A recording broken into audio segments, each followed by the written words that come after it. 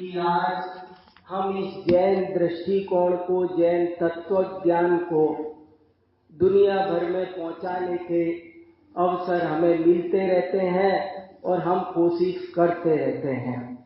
न केवल मुमुक्षु समाज में बल्कि पूरी दिगंबर समाज में।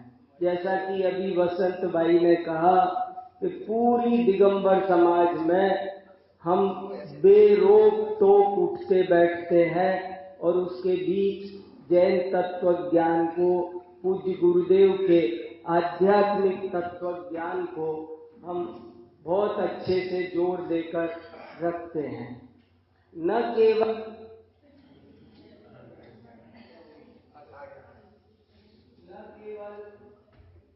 दिगंबर समाज में बल्कि कुछ ऐसा ही सहज योग है कि एक देश की राजधानी में सरकारी विश्वविद्यालय में बैठे होने से हमको कुछ ऐसे अवसर बहुत मिलते हैं कि हमारी कोई सीमाएं नहीं रहती। हम दिगंबर में छोड़ो, हम श्वेतांबर में भी जाकर समय सार सुनाते हैं।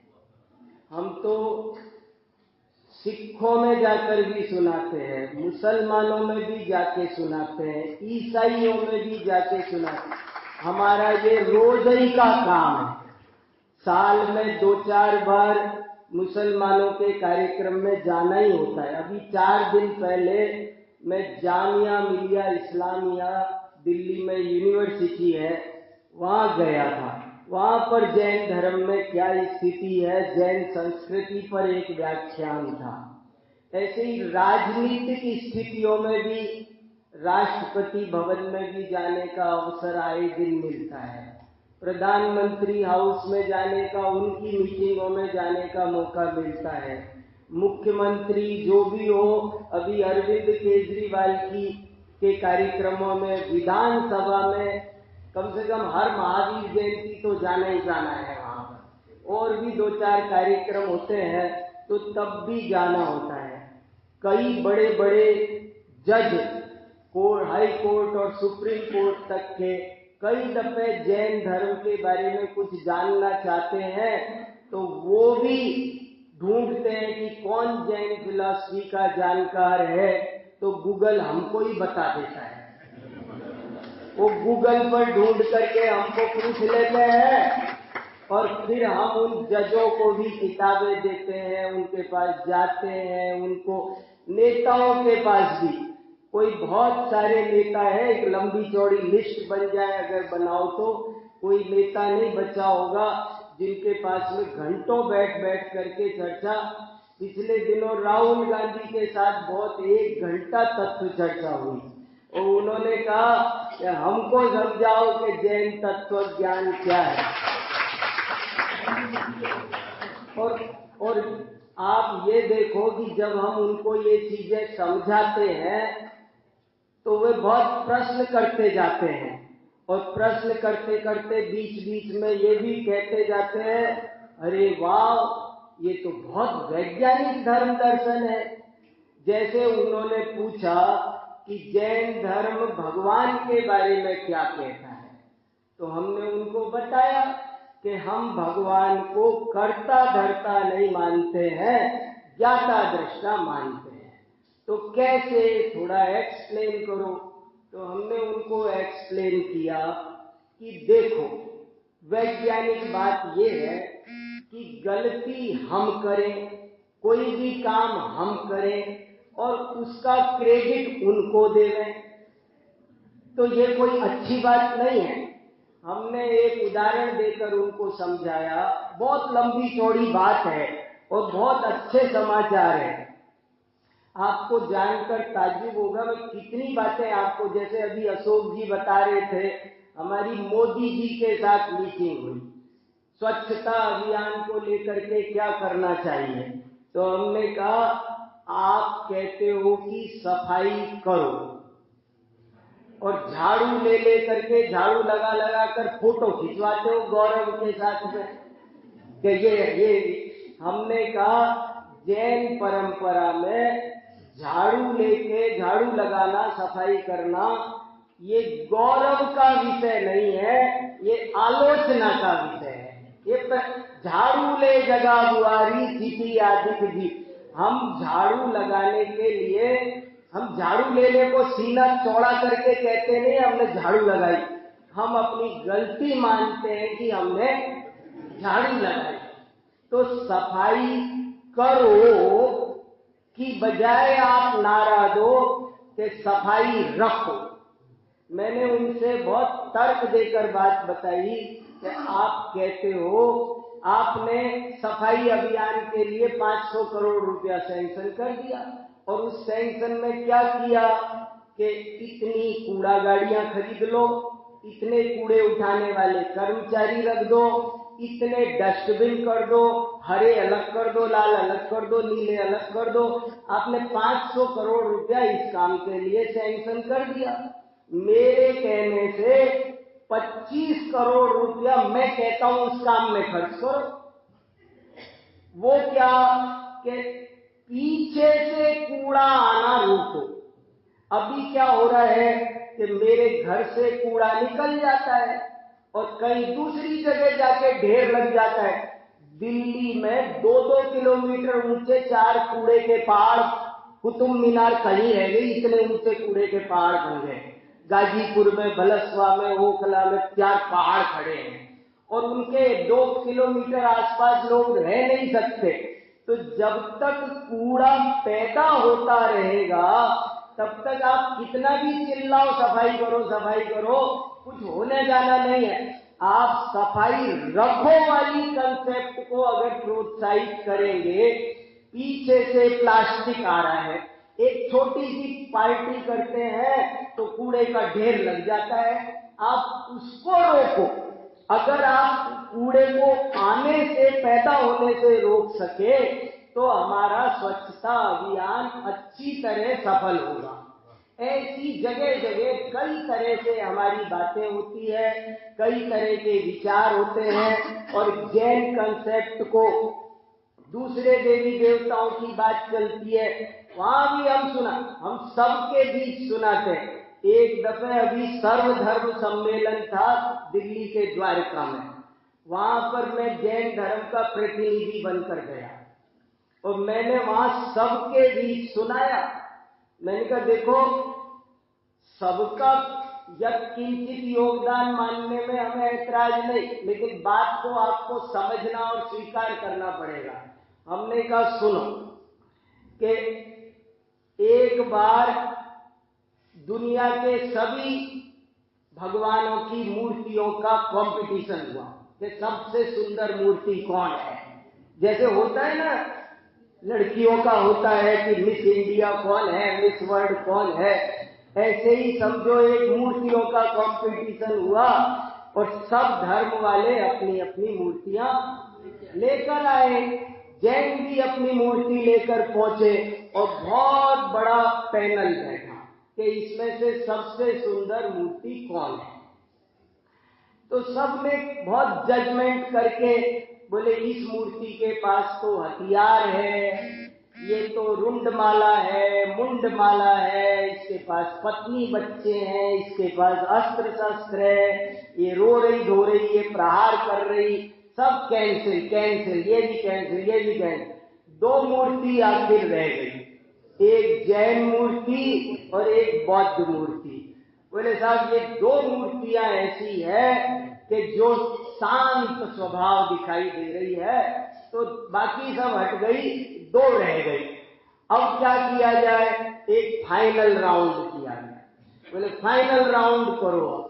अब बहुत द्रविड़ प्राणायाम हो रहा था, इस 2 में से एक कैसे निकाली जाए। तो आखिरकार एक वयोवृद्ध निर्णायक बोले मेरी समझ में आ गया। बोले क्या समझ में आया कि बौद्ध मूर्ति में भी एक कमी है। बोले क्या कमी है। बोले वो आशीर्वाद दे रही है और आशीर्वाद देना भी अहंकार का प्रतीक है। आशीर्वाद वो दे सकता है,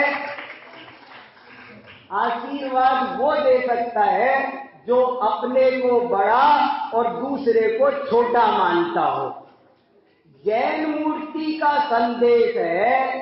जैन मूर्ति कह रही है कि एक भगवान दूसरे भगवान को क्या आशीर्वाद दे, तुम भी भगवान, मैं भी भगवान। बोले सबको समानता का संदेश जैन मूर्ति दे रही है, और समानता के बिना शांति की बात करना बेमानी है। जब तक समानता की बात नहीं होगी तब तक शांति स्थापना की बात नहीं होगी। मेरा ये अनुभव है कि जैन दर्शन सर्वोदय तीर्थ है, सार्वभौमिक है, सार्वजनिक है। जैसे प्राचीन काल में जैन दर्शन जन जन का दर्शन था, पूरा एकमात्र दर्शन विश्व दर्शन जैन दर्शन था। यदि आज भी कोई समंत भद्राचार्य ने युक्ति अनुशासन नाम का एक ग्रंथ लिखा है, और उसमें 5वें नंबर का एक बहुत सुंदर श्लोक लिखा है, और उस श्लोक में ये लिखा है कि हे जिनेन्द्र देव, यदि आज भी अगर कोई सुयोग्य वक्ता मिल जाए तो ये जिन शासन इस कलयुग में भी पूरे विश्व में एक छत्र शासन कर सकता है। ये बात समंत भद्र ने लिखी है और वो मुझे बहुत प्रभावित करती है, और मेरा ये विश्वास हो गया, मुझे ये समझ में आ गया कि दुनिया समझना चाहती है, समझ सकती है, समझने की पात्रता भी है, समझने का काल भी आया है। कमी केवल इस बात की है कि समझाने वाला नहीं है।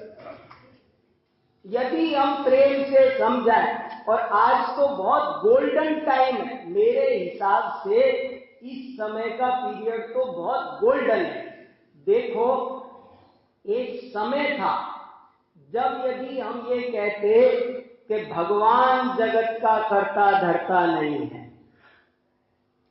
इतना सा बोलते ना, अगर कोई बोलता था कि भगवान कर्ता धर्ता नहीं है, तुम खुद अपने कर्ता धर्ता हो, इतना सा अगर कोई समझाता था तो उसे फांसी पर लटका दिया जाता था, उसे जहर का प्याला पिला दिया जाता था। ऐसे ऐसे तानाशाह राजा होते थे यहाँ पर, जो कहते थे मैं ही ईश्वर हूँ और मैं ही तुम्हारा भला बुरा करता हूँ, तुम अपने भला बुरा करने वाले खुद बनते हो, अभी बताता हूँ, खत्म कर देते थे।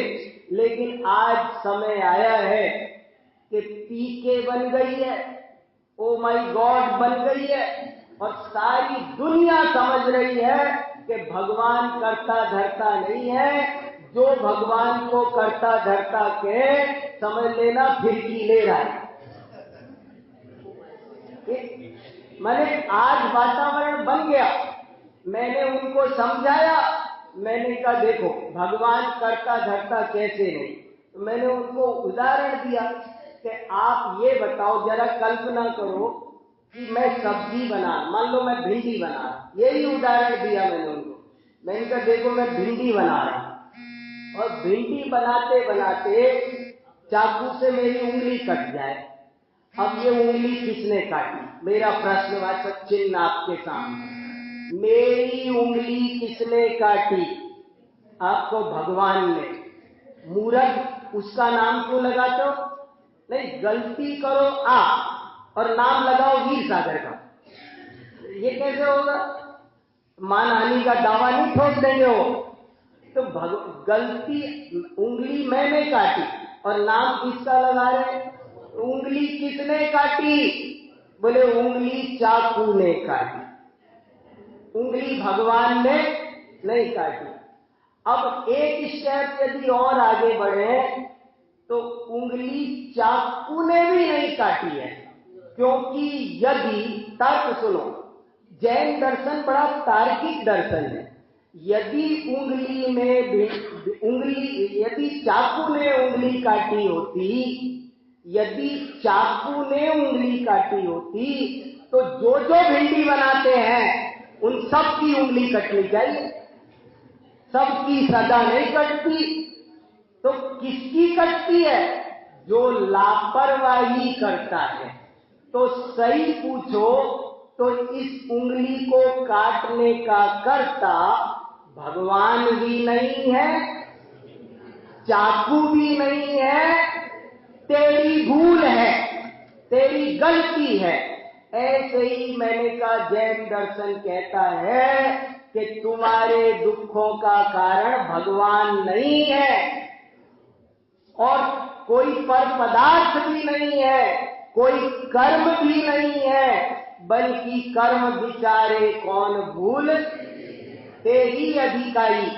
ऐसे हमने उनको चीजें जब बताते हैं तो लोग गदगद होते हैं और कहते हैं ये तो बड़ी वैज्ञानिक बात है। हमने कहा अगर भगवान जगत का कर्ता धर्ता होता तो गेहूं को मक्के का भुट्टा क्यों नहीं आता उसमें? गेहूं बोते हैं तो गेहूं निकलता है, चना बोते तो चना निकलता है। अगर भगवान कर्ता धर्ता हो तो गेहूं बोए, मक्का का भुट्टा लगाओ उसमें।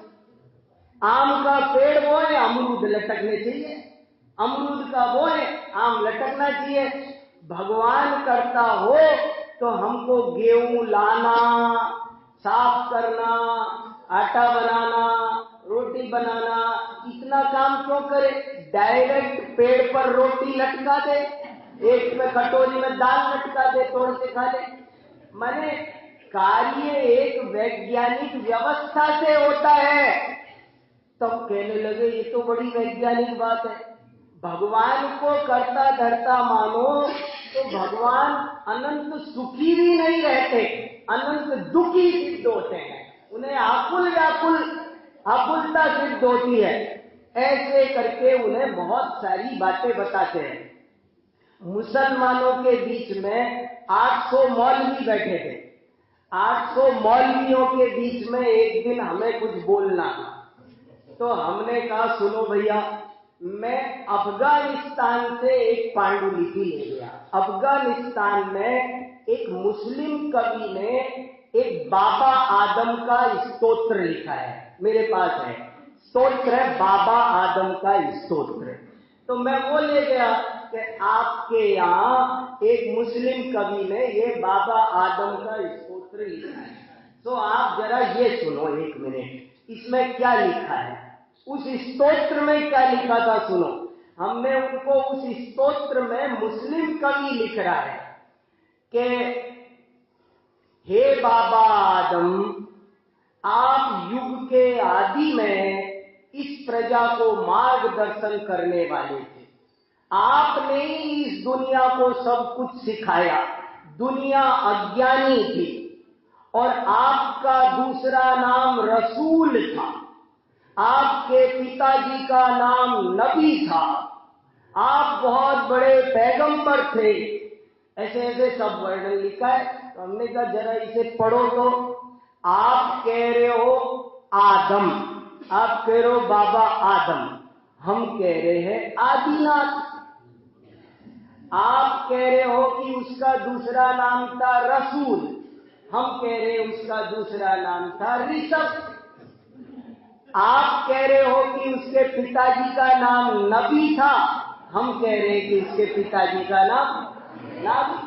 तुम जो नमाज पढ़ते हो तो तुम कहते हो नबी रसूलुल्लाह, क्या बोलते हो? नाभि राय के पुत्र ऋषभ देव की जय हो। क्या है?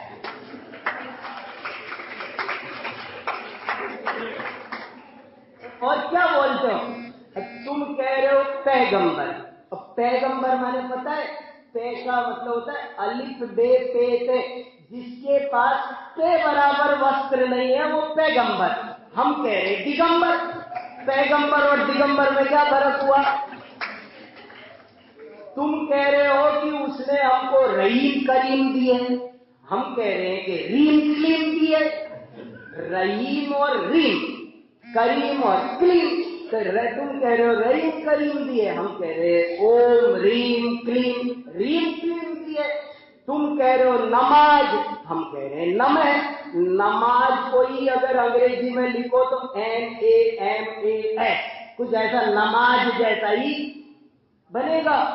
तो मैंने कहा सुनो, ये स्तोत्र ये सिद्ध करता है कि तुम्हारा और हमारा बाप एक ही है। और बाद में जैसे एक बाप के दो बेटों में मतभेद ज्यादा हो जाए तो अपना अपना काम अलग हो जाता है, ऐसे ही आपने हिंसा का रास्ता पकड़ लिया जो हमें मंजूर नहीं था किसी भी कीमत पर। हमारा आपका टकराव एक ही मुद्दे पर हुआ है कि आपने वक्रेंदु को बकरीद बना दिया। शब्द था वक्रेंदु। उस चौथ का ईद का चांद टेढ़ा होता है ना, वक्रेंदु। उस वक्रेंदु को तुमने वक्रेंदु वक्रेंदु करते बकरीद कर दिया और सचमुच बकरे काटने लग गए। तो इस जगह हमें बिल्कुल हमसे बर्दाश्त नहीं हुआ। तो हम एक बाप के दो बेटे हैं, हमारा तुम्हारा बाप एक है, लेकिन अगर हम और उसने हमें अहिंसा का रास्ता सिखाया है और तुम्हारे कुरान में भी लिखा है ऐन खुदा से मिलने का यही रास्ता है नर, दिल किसी का मत दुखा और जी चाहे सो कर। ऐन खुदा से मिलने का यही रास्ता है नर, दिल किसी का ना दुखा और जी चाहे सो कर। मैंने कहा आप भी अहिंसा का रास्ता पकड़ो, ये सुना के आ गए।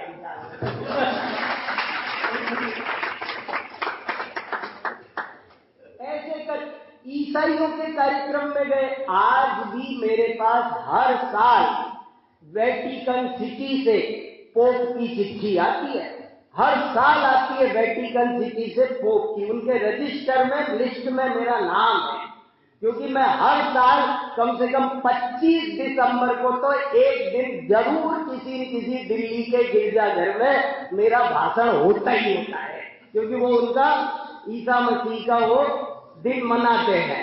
तो उस दिन तो वो होता ही है जरूर, और मैं उनको सब सुनाता हूं। ईसा मसीह कौन थे पता है आपको? मैंने कहा आपकी बाइबल में लिखा है कि ईसा मसीह पैलेस्टाइन गए थे। पैलेस्टाइन माने पालीताना।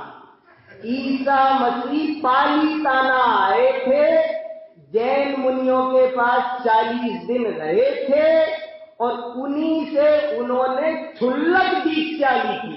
ईसा मसीह दो लगाते हैं जरा, ईसा मसीह क्षुल्लक थे बताओ। और उनसे 10 धर्मों में क्षमावाणी में क्षमा का पाठ सीखा, और जब उनको फांसी पर लटकाया गया तो उन्होंने प्रतिक्रमण संलेखना ली और ये कहा कि इनको भी मैं क्षमा करता हूं, मेरा किसी से खामे नहीं, सब्वे जीवा खमन। ये हमें हमारा गौरवशाली इतिहास पता नहीं है।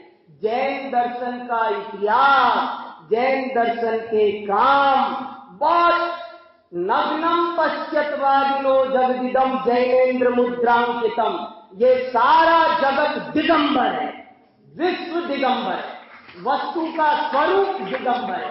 दिगंबर कोई पंथ के संप्रदाय गुरुदेव कितना चिल्लाते थे, दिगंबर पंथ कोई बाड़ो नहीं, आ कोई पंथ नहीं, आ तो वस्तु नो स्वरूप से। तो ये वस्तु का स्वरूप है। तो ऐसे दिगंबर तत्वज्ञानी मुझे बहुत सारी बातें रिसर्च कर करके प्रमाण सहित हम जब उनको बताते हैं तो किसी को कोई ऐतराज उसमें नहीं होता है। एक बहुत बड़े भाषा वैज्ञानिक है, वर्ल्ड फेम, आप गूगल पर सर्च करना, सुनीति कुमार चटर्जी, अब नहीं रहे, वर्ल्ड फेम भाषा वैज्ञानिक। उन्होंने लिखा है कि पूजा शब्द कहां से आया। देखो क्या लिखा उन्होंने, एक एक शब्द की रिसर्च करते हैं हम। पूजा शब्द कहां से आया, वर्ल्ड फेम भाषा वैज्ञानिक वो लिखते हैं पूजा शब्द कहां से आया। तो वो लिखते हैं पूजा शब्द वैदिक संस्कृत में नहीं है, ये जैन शब्द है, द्रविड़ संस्कृति का शब्द है। और पूजा शब्द कैसे बना, पू प्लस जे से पूजा बना। पू माने पुष्प, समझना जरा सा ध्यान दोगे तो पकड़ में आएगा। पूजे व्याकरण की बात है, पर ध्यान दोगे तो पकड़ में आएगा तुरंत और आनंद आएगा बहुत जोरदार। पूजे बोले पू प्लस जे। पू माने पुष्प और पुष्प माने राग। पुष्प प्रतीक है राग का। सुनना, पुष्प माने पुष्प नहीं, अविदा नहीं अर्थ लगाना, उसका लक्षण अर्थ लगाना। पुष्प माने क्या होता है? पुष्प दे देते हैं माने क्या? फूल देते हैं माने प्यार। राग का प्रतीक है ना। आज भी प्यार बताना हो तो फूल देते हैं, तो पुष्प है वो राग का प्रतीक। तो बोले पूजे शब्द का अर्थ है जिसने राग को जीत लिया हो उसकी पूजा हो सकती है। तो बोले 3 लोक में यदि पूजा और पूज्य कहीं है तो जैन दर्शन में, क्योंकि बाकी तो सब रागी है। एक वीत रागी की पूजा हो सकती है, रागी की पूजा नहीं हो सकती। ये उस शब्द में से निकलता है। चेला शब्द में से निकलता है कि गुरु वो होते हैं जो दिगंबर होते हैं। चेला माने, चेल शब्द का अर्थ होता है कपड़ा। चेला माने, चेल शब्द माने कपड़ा। तो जितने भी कपड़ाधारी है संसार में, उनको अपने आप को गुरु कहलाने का कोई राइट, जितने भी दुनिया में घूमते किसी भी मत के हो, लेकिन कपड़ाधारी है तो तुम चेला हो, गुरु नहीं हो। गुरु वो है जो अचेलक है। गुरु वो है जो अचेलक है। दिगंबर ही गुरु हो सकते हैं। शब्द में से निकलता है, व्याकरण में से निकलता है। तो ऐसी बहुत सारी बातें हैं, कितनी बताएं आपको। बहुत दिल्ली में बुक फेयर लगता है, हम बुक फेयर में जाते हैं और बुक फेयर में जैन साहित्य का स्टॉल लगाते हैं और दुनिया भर के दूसरे दिल्ली यूनिवर्सिटी के प्रोफेसर आकर कहते हैं कि जैन साहित्य का कोई मुकाबला नहीं। एक राहुल सांकृत्यायन नाम के विद्वान हुए, किसी ने नाम सुना हो तो। राहुल सांकृत्यायन, उन्होंने 80 किताबें लिखी है। 80 किताबें हैं उनकी। अथा तो घुमक्कड़ जिज्ञासा, हिंदी काव्यधारा, 80 किताबें हैं और बहुत सारे देशों में घूम करके उन्होंने, बहुत बड़े पढ़ाकू थे, बहुत विद्वान आदमी, राहुल, महापंडित राहुल सांकृत्यायन। उन्होंने एक जगह लिखा है कि इस सृष्टि की रचना किसने की पता नहीं, पर साहित्य की सृष्टि किसने की कोई मेरे से पूछे तो मैं कहूंगा जैनों ने, सिर्फ जैनों ने। बोले ऐसा कोई विषय नहीं कि जिस पर जैन आचार्यों ने साहित्य न लिखा हो, ऐसी कोई विधा नहीं जिस पर जैनाचार्यों ने साहित्य नहीं लिखा हो। तो हर विषय पर जैनाचार्यों ने साहित्य लिखा, हर विधा में लिखा। विश्व की पहली आत्मकथा कौन सी? तो जैनों की। जो भी कुछ ढूंढो तो पहला कौन सा? सब जैनों का निकल कर आता है। तो जैनों की फिलॉसफी, जैनों की विचारधारा, जैनों का चिंतन वो बहुत सर्वोदय है। सर्वोदय, विनोबा भावे ने सर्वोदय अभियान चलाया। सर्वोदय शब्द कहां से आया? सर्वोदय शब्द यहां से आया। समंत भद्र ने लिखा, सर्वांतवत् तद्गुण मुख्य कल्पम, सर्वांत शून्यम च मिथोनपेक्षम, सर्वापदामंतकरम निरंतम, सर्वोदयम तीर्थमिदम तवे। सर्वोदय तीर्थ है ये जिनेन्द्र, सबके उदय की बात है। संसद शब्द कहां से आया? जब हमारा देश आजाद हुआ। इतनी कहानियां हैं, मैं आपको कितनी सुनाऊं। जैनों का गौरव हमको पता नहीं है। जैनों का जो गौरव है वो बहुत ऊंचा गौरव है। जैनों के गौरव के बारे में एक एक बात निकालो तो बड़ी बड़ी है। हमारा संविधान जैनों ने लिखा। जैनों की कितनी भूमिका आजादी दिलाने में रही वो किसी से छुपी नहीं। और जैनों, इस देश को नाम भारत, जब हमारे देश का संविधान लिखा जा रहा था, गांधी जी, अंबेडकर, राजगोपालाचार्य, राजेंद्र प्रसाद, सब बैठे थे और पहली पंक्ति पर बात अटक गई। पहली पंक्ति थी हमारे देश का नाम ... रहेगा। ये ... पे विवाद हो गया। पहली लाइन लिखी संविधान की। आज संविधान दिवस है, आपको मालूम है? आज संविधान दिवस है। आज भारत का संविधान का दिन है। आज का दिन कितनी बड़ी बात है। और संविधान दिवस के दिन मैंने संविधान को याद कर लिया। तो भारतीय संविधान जब लिखा गया तो पहली पंक्ति लिखी गई, हमारे देश का नाम खाली रहा। क्या कोई कह रहा था लिखो हिंदुस्तान, कोई कह रहा था आर्यावर्त, कोई कह रहा था भारत, कोई कह रहा था क्या। इसी पर मतभेद हो गए, बात आगे ही नहीं बढ़ी, कहां से संविधान लिखा जाए। तो नेहरू जी खड़े हुए और नेहरू जी ने एक बात बोली। नेहरू जी ने बोला कि देखो भैया, कोई शिलालेख ढूंढो, कोई प्रमाण ढूंढो, बिना प्रमाण बात मत करो, प्रमाण ढूंढो। और कोई प्रमाण ढूंढो कि हमारे देश का कहीं शिलालेख में कोई पुराना नाम मिलता है। तो बहुत ढूंढने के बाद में अजमेर में उस समय पंडित गौरी शंकर हीराचंद ओझा थे, शिलालेखों के बहुत बड़े विद्वान।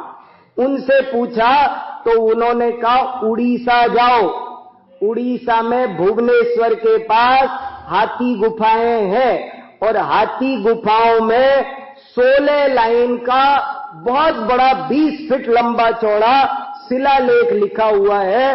वो एक जैन राजा हुआ है, खारवेल, खारवेल नाम का एक जैन राजा हुआ है। उस खारवेल राजा ने वो शिलालेख लिखा है, उसकी चौथी पंक्ति पढ़ के आओ तुम सब। तो राजेंद्र प्रसाद जी, नेहरू जी सब गए वहां पर और गए तो देखो वो शिलालेख प्राकृत भाषा में लिखा है, ब्राह्मी लिपि में लिखा है। संसार की सारी लिपियां ऋषभदेव ने सिखाई, संसार की सारी कलाएं ऋषभदेव ने सिखाई। संगीत पर जैनाचार्यों ने ग्रंथ लिखे हैं। आपने नाम सुना है? एक ग्रंथ है जिसका नाम है संगीत समयसार, नाम सुना है? भारतीय ज्ञानपीठ से छपा है, संगीत समयसार। समयसार को पूरा संगीत में ढाला है, पढ़ने लायक ग्रंथ है, अद्भुत, 1000 साल पुराना संस्कृत में। तो ऐसे ऐसे ग्रंथ है। तो क्या बता रहा था? खारवेल, खारवेल की चौथी पंक्ति पढ़ के आओ। तो वो चौथी पंक्ति पढ़ने गए हो तो वो ब्राह्मी लिपि में और प्राकृत भाषा में वो शिलालेख है और उस शिलालेख में लिखा हुआ था भारतवर्ष, भारतवर्ष। तो उन्होंने कहा, तृप्त हो गए, सबने ताली बजा दी और आकर के संविधान की पहली लाइन आज के दिन लिखी गई कि हमारे देश का नाम भारतवर्ष रहेगा। हिंदुस्तान हिंदुस्तान नहीं, भारतवर्ष रहेगा। और भारतवर्ष माने उसमें खुलासा है, संविधान में 6 जगह जैनों के चित्र लगे हैं, एक महावीर भगवान का चित्र लगा है, अभी भी संविधान खरीदो तो मिलता है। और उसके नीचे लिखा है, महावीर भगवान का चित्र लगा है और उसके नीचे लिखा है, ये है जैन धर्म के 24वें तीर्थंकर भगवान महावीर, जिनके अहिंसा अनेकांतवाद पर चलकर भारत का संविधान बनाया गया। आज भी लिखा हुआ है। और उसमें यह भी लिखा कि भारतवर्ष माने क्या? जो ऋषभदेव के पुत्र थे भरत, भारत माने भरत के नाम पर हिंदुओं के 18 के 18 पुराणों में, 18 के 18 पुराणों में, मैंने एक पुस्तक लिखी है भारतीय दर्शन में आत्मा एवं परमात्मा, उसका पहला अध्याय पूरा इसी बात पर है। और उसमें यह लिखा है कि 18 के 18 पुराणों के रेफरेंस है कि हमारे देश का नाम ऋषभ देव के बड़े बेटे भरत चक्रवर्ती के नाम पर भारत रखा गया और उसके पीछे मैसेज ये है कि जैसे भरत जी, भरत माने भरत एक प्रतीक है, भरत एक दर्शन है, भरत एक व्यक्ति नहीं है, भरत एक दर्शन है। और वो ये मैसेज देता है कि जैसे भरत जी 6 खंड के बीच रहते हुए भी अपने अखंड आत्मा में रहते थे, 6 खंड पर उनका ध्यान नहीं था। भरत जी घर ही में वैरागी, जो जल बीच कमल अंतःपुर नाई भये वैरागी। जैसे भरत जी कीचड़ में कमल की तरह रहते थे, ऐसे ही हर भारत, हम सब क्या है, भारतीय। हमारे देश का नाम है भारत। तो हम कब भारतीय हैं? जब हम भरत जैसा जीवन जिए। हम जल में भिन्न कमल के, हम दुकान पर बैठे ये चलेगा, पर दुकान हमारे अंदर नहीं बैठनी चाहिए। हम घर में रहें चलेगा, घर हमारे अंदर नहीं रहना चाहिए। ये भेद विज्ञान की शिक्षा। और हमारे देश में कदम कदम पर आध्यात्मिक शिक्षा दी जाती थी। ये पूरा विदेह जो मगध के पास में बिहार में पूरा एक प्रांत है जहां महावीर भगवान का जन्म हुआ, वैशाली, विदेह, कुंडपुर, और वहीं पर सीता का जन्म हुआ। वहीं पर राजा जनक रहते थे और वे भी कैसे थे कि रात और दिन तत्व चर्चा होती थी। विदेह माने उस एरिया का नाम विदेह पड़ गया। विदेह नाम क्यों पड़ गया कि वहां पर रहने वाला हर आदमी देह में रहते हुए भी देह से रहित रहता था। अरे कितना जैन धर्म व्यापक रहा है धरती के कोने कोने पर, एक जगह नहीं। दिल्ली में एक विज्ञान भवन है और उस विज्ञान भवन में एक वर्ल्ड कॉन्फ्रेंस हो रही थी। उस वर्ल्ड कॉन्फ्रेंस की अध्यक्षता अटल बिहारी वाजपेयी कर रहे थे और उसका एक मेंबर मैं भी था। उसमें 4000 लोग आए थे और उसमें से उन 4000 में एक छोटा मेंबर मैं भी था। वहां पर कोई जैनों का कार्यक्रम नहीं था, वो तो संस्कृत का विश्व संस्कृत सम्मेलन था। और सुनो आप गजब की बात, उसमें अटल बिहारी वाजपेयी के बगल में जो कार्यक्रम के मुख्य अतिथि थे वो जर्मनी के एक प्रोफेसर थे। और वो जर्मनी के प्रोफेसर का जब भाषण शुरू हुआ तो मेरे कान खड़े हो गए। मैंने कहा ये क्या बोलते हैं? जर्मनी के प्रोफेसर ने बोला कि देखो भैया सुनो, भाषा जानना बहुत जरूरी है, भाषा जानोगे तब संस्कृति जानोगे। तो कैसे? तो उन्होंने एक बात कही कि आप लोगों को आदत पड़ी है, आप से को जय बोलते हैं। आप से को शब्द है ट्रांसिस्टर और आप बोलते हो ट्रांजिस्टर। शब्द है विस्डम, आप बोलते हो विजडम। आप से को जय बोलते हो, आपकी आदत खराब है। ऐसे ही हमारे को आप लोग जर्मन बोलते हो, हमारे देश को जर्मनी बोलते हो, ये आपकी गलत आदत है। हमारे देश का ओरिजिनल नाम है सरमन और हम लोग जर्मनी नहीं है, हम सरमनी है। और वो इसलिए है क्योंकि एक दिन था जब हमारा पूरा राष्ट्र श्रमण संस्कृति को मानता था, इसलिए हम सरमन है, सरमनी। जर्मनी पूरा का पूरा श्रवण माने तो समझ गए ना आप? श्रवण माने जैनों का ओरिजिनल नाम, पुराना नाम, अपना पुराना नाम श्रवण। मैं कितनी बातें आपको सुनाऊं, बहुत सारी बातें हैं, बहुत प्रमाण के साथ में है। और आपने मुझे बहुत सम्मान दिया, बहुत मेरा उत्साह बढ़ा, मेरे को पढ़ाया लिखाया, सब तरह से आपके ऋण से कभी ऋण नहीं हो सकते हैं। और यही एक संकल्प व्यक्त करते हैं कि इस जैन दर्शन की सेवा जीवन की आखिरी सांस तक करते रहेंगे।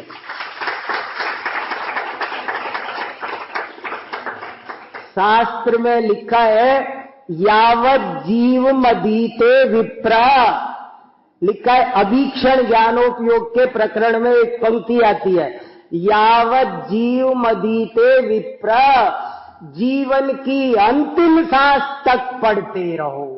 तो हम तो उसी पद पर चलते हैं और कोई बात है नहीं। और रही बात मुमुक्षु समाज में, तो वहां तो मेरा बहुत अधिक जुड़ाव है। कभी स्वप्न में भी ना करने का कोई भाव पैदा ही नहीं होता।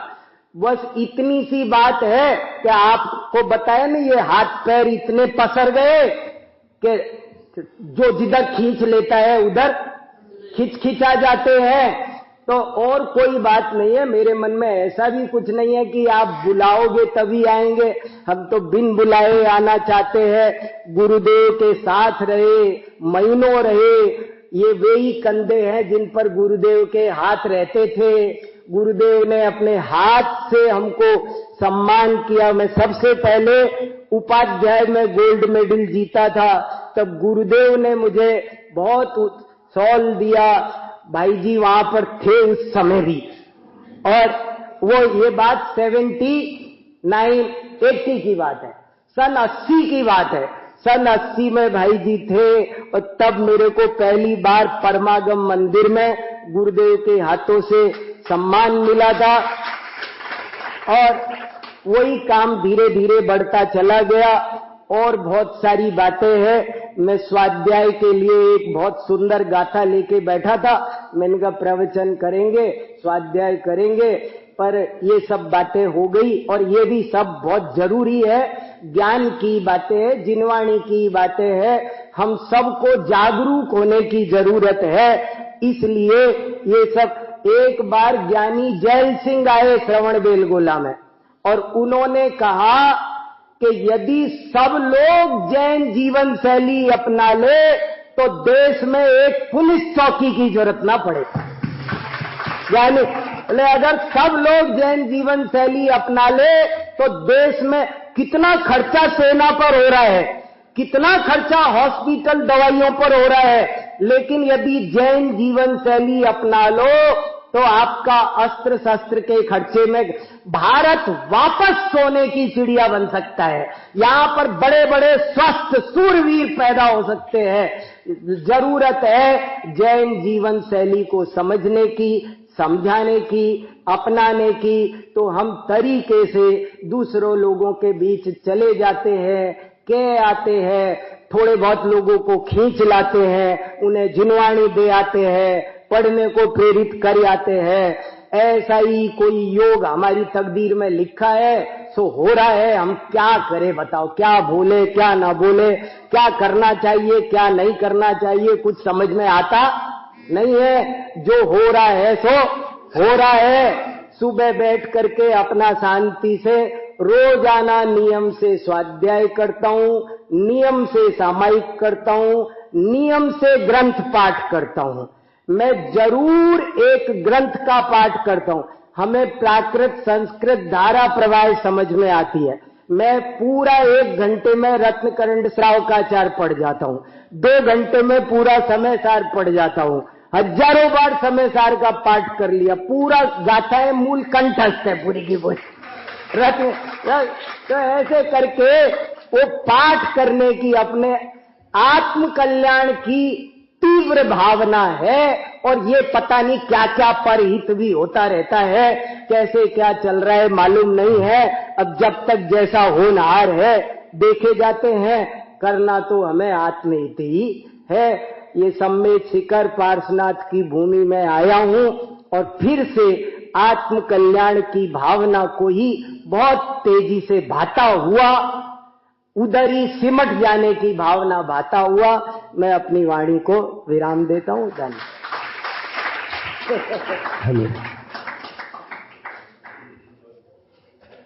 जैन अपन जैन है, फिर भी अपन को अपने विरासत में क्या मिला है अपनी क्या गरिमा है ये अपन को याद नहीं है।